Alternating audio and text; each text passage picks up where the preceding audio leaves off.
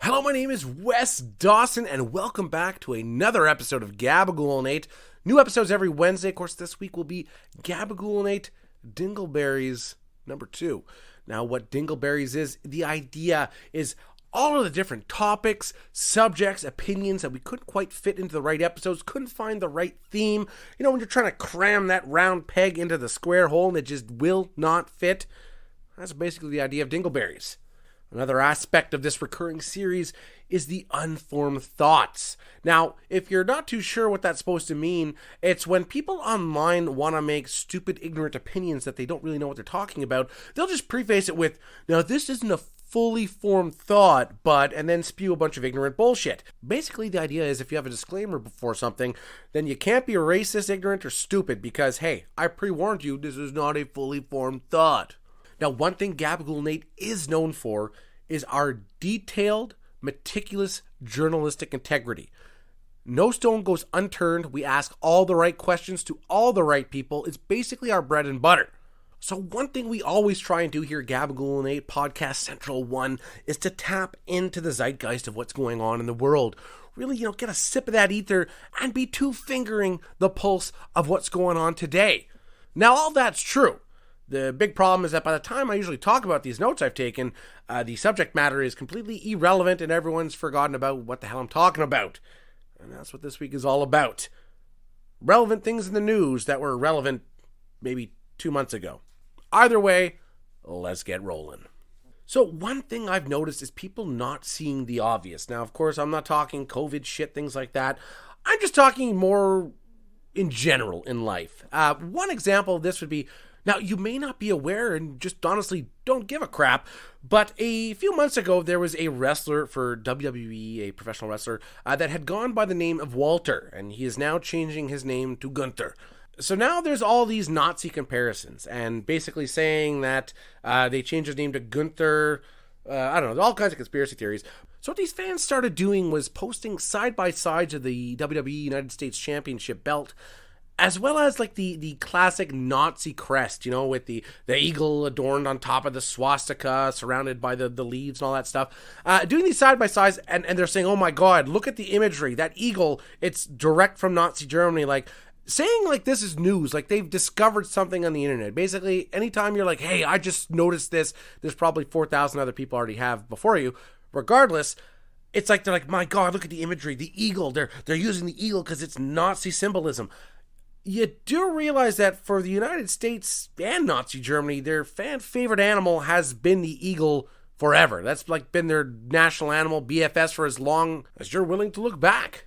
Now, in much sadder news, the drummer of the Foo Fighters has just died, Taylor Hawkins. I drummed for them from, I think it was like 97 until obviously this year. And then the topic of addiction came up, and people were discussing that in various comment threads. Now, first off, it's terrible. Addiction is awful. It's hard. People are struggling.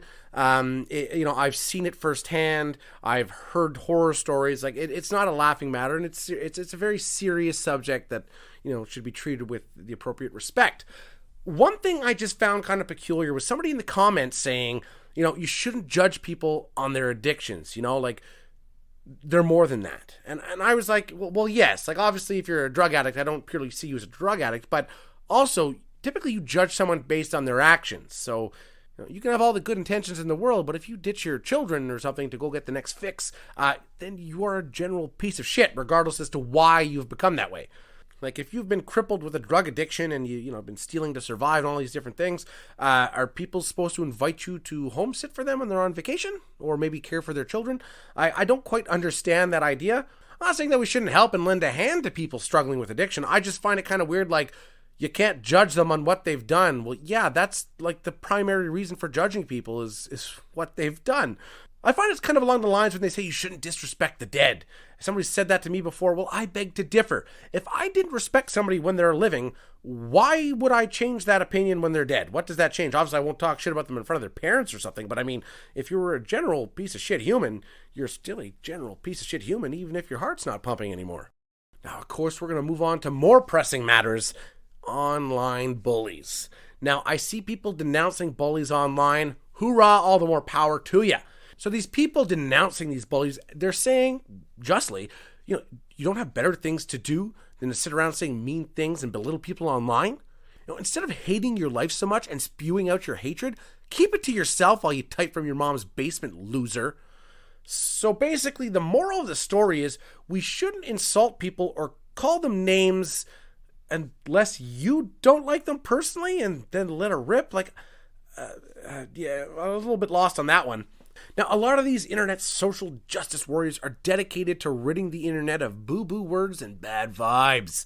Of course, they only seem to do so when someone attacks or even justly questions or criticizes their favorite beloved toxic fandom.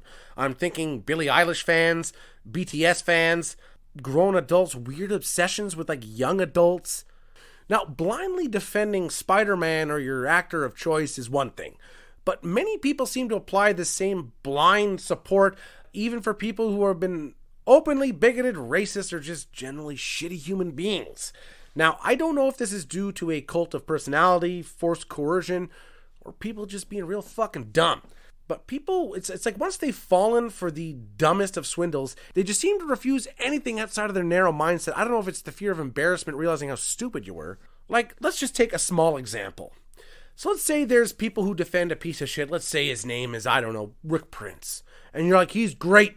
He's the paragon of a good Canadian, hard-working man, blue collar, he knows what's what. Then you find out he said all this horrible racist shit online, and people keep defending him. That it was in the past, that he made a mistake. And we all learn and grow, and no need to drag them over the coals for it. Well, how the fuck is something being in the past not relevant? It's like, I murdered your family. That was in the past. Get over it. Very solid arguments there. But it's the idea of people posting their racist opinions online and claiming that it was an accident, that it was somehow a misunderstanding. Forgetting to pick up your friend at the airport, putting regular gas in your diesel, not realizing that the audio for your adult content is playing to your Bluetooth speakers and out of your laptop speakers, those are mistakes. Those are accidents. Posting a public racist rant is not a mistake or an accident.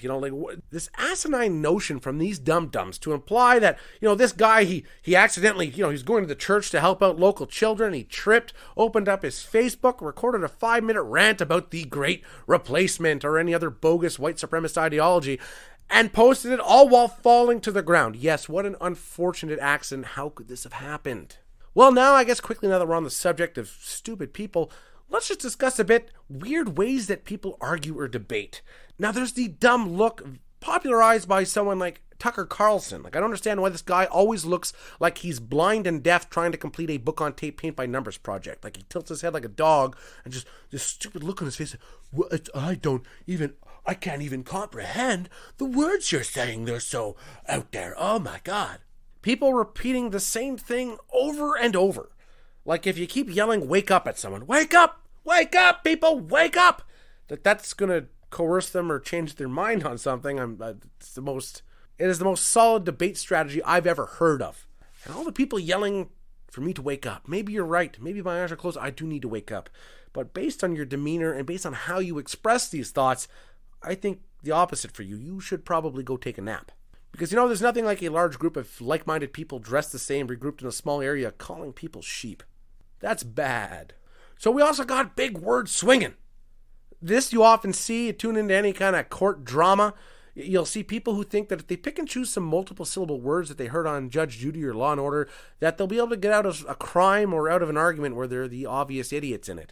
Another thing is people who keep insisting that a crime wasn't a crime. A cop sees you committing a crime, but if you say, yeah, but that's not illegal, somehow that will change the situation.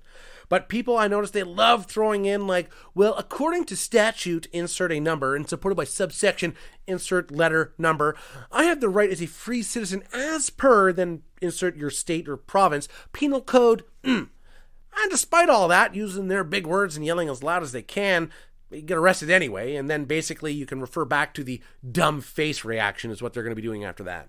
So the last item on the weird ways people like to debate or have arguments is people who gaslight video footage. Now, this we don't see so much with ordinary citizens. It's a bit more of a law enforcement thing. A camera records someone doing something illegal, morally corrupt, or just generally shitty. And then you call out this law enforcement officer on it, and they end up with that above-mentioned dumbfounded look on their face. They tilt their head like a Labrador Retriever, and then proceed to try and gaslight away video footage. It's the strangest phenomenon. Like, there is a video recording of you doing something, and you seem to think that you can talk your way out of it using your position of power. Like, you can destroy evidence, you can tamper with stuff, but this idea that you're going to, like, talk away video evidence is just the weirdest thing I've ever seen. Well, unfortunately, that is all the time we have for this week, so let's close it off with this. Just remember to stay positive, do good, and keep learning. Life can be tough, it can be challenging, it can try and cram its thick marbled meat stick into you real good like, but you gotta stay positive. Some people may be two-faced, selfish, lying cowards, but if you stay honest and work hard, at least you can look yourself in the mirror at night. The mirror may be a little bit cracked, hanging crooked on a wall peppered with holes and rodent droppings. There may be very little light as you can't quite afford to pay the electricity. You may barely even be able to afford the sad, pathetic studio apartment with radon and asbestos issues, an empty fridge, and little to no redeeming parts in your life. But my God, you can look in that mirror at night without any regrets. Well, my name is Wes Dawson. This has been Gabagool 8. Please listen, like, share, and subscribe.